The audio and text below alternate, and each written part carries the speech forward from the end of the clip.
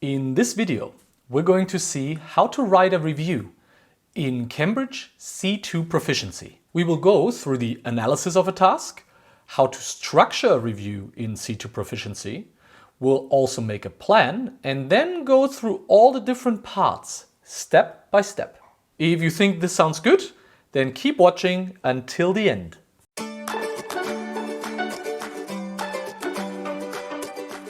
Hi and welcome to Teacher Phil, where I help people like you pass their Cambridge exams. I find reviews to be quite popular among my students because when we think about it, they are truly part of our everyday life and very common. Whenever we try to check out a new restaurant, film, book or experience, we look online at what other people think about it who have already bought, done or experienced that thing. That's why writing reviews comes to many people quite naturally, because we see them all the time. We know that good reviews are interesting, informative and persuasive.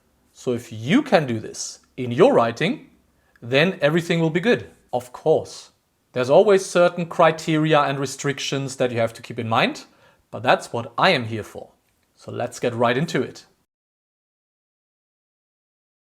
First of all, it's always a good idea to have a look at the task and get as much information as you can out of it. We usually want to find out 3 things that prepare us for writing a great review. What is the topic of the task? What exactly do we have to include in the review? And who is going to read the review? The topic of the review is children's books. And in this example, you have to talk about one that you enjoyed when you were a child and that you would recommend even today. To be more specific, you have to explain what you enjoyed about it and why you think children today would still get something out of it. Last but not least, you're writing the review for the readers of a literature magazine, which means that we shouldn't write in an informal way, the same way we would writing to a friend, but it also doesn't have to be as formal as in an essay. So we should keep our language neutral,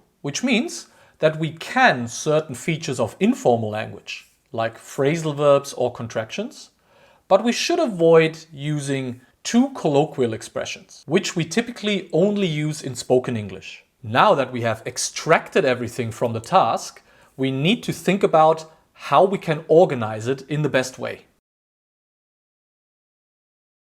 Reviews in C2 Proficiency are usually structured in the same way every time, because the elements we have to include are also always the same. A descriptive part, something we need to discuss in a little bit more detail, and a recommendation. This commonly works pretty well. Of course, you can play around with this structure a little bit.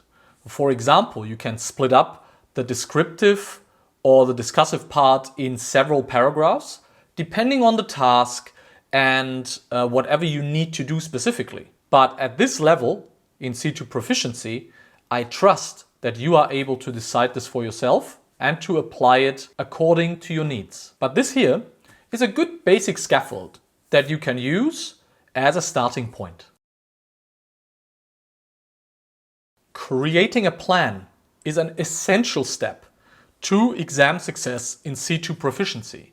And I definitely recommend not skipping this step at all. A plan really helps you put your thoughts in order, which then can save you a lot of time once you actually put your ideas onto paper. The easiest way to create a plan is to take the paragraph structure you want to apply and to make some notes for each part. Making this plan was around a 4-minute effort. And now I'm set and ready for my awesome review. The plan will keep me on track and I won't have to think about the content anymore. All I have to do is turn my notes into full sentences and focus on using good language.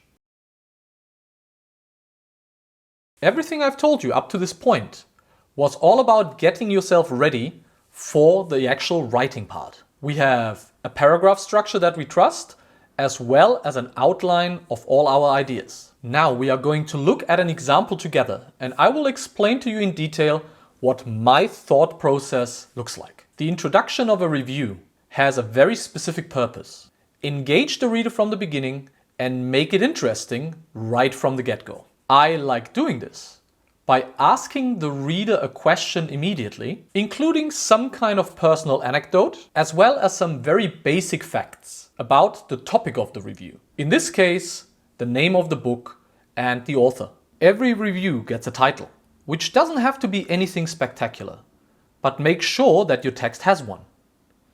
Then you can see that I basically just included the different things I mentioned earlier. A question, a personal anecdote, and some factual info about the book itself. Mission accomplished. The reader is hooked and we can move on to the next part. The second paragraph is there to talk a little bit more about the subject of your review. In the case of a book, you want to give a little bit more information. For example, about the main characters, where and when the story is set, etc. For a review of, let's say, a restaurant, you might want to give some information about where the restaurant is located, what kind of cuisine they offer, or why you went there in the first place. I guess you get the idea. Describe what the task asks you to describe and make sure that your language is on point. Here you can see that I give a breakdown of the main characters as well as the general setting of the story. You don't want to give too many spoilers because no one likes that, right? Thanks to my plan, I didn't have to worry about the content, but I was able to focus on the language. I've included some nice vocabulary and grammar to keep the reader engaged.